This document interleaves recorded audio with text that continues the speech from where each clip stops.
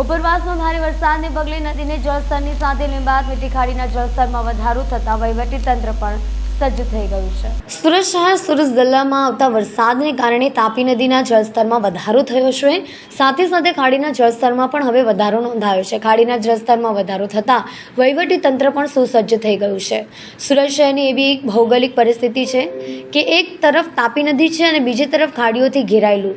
એક તરફ તાપી નદીના જળસ્તરમાં વધારો થાય છે અને પૂરતું સંકટ સર્જાતું હોય છે, તો બીજી તરફ ખાડીના જ સ્થળમાં વધારો થાય તો ખાલી પૂરતું એક પણ એટલું સંકટ રહેલું છે। ઉધના વિસ્તારમાંથી પસાર થતી મીઠી ખાડીનું જળસ્તર આજે 7 મીટર કરતાં વધી ગયું હતું।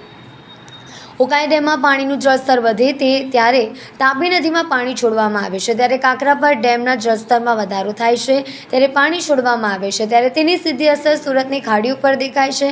મીઠી ખાડીની ભયજનક સપાટી 7 મીટર છે।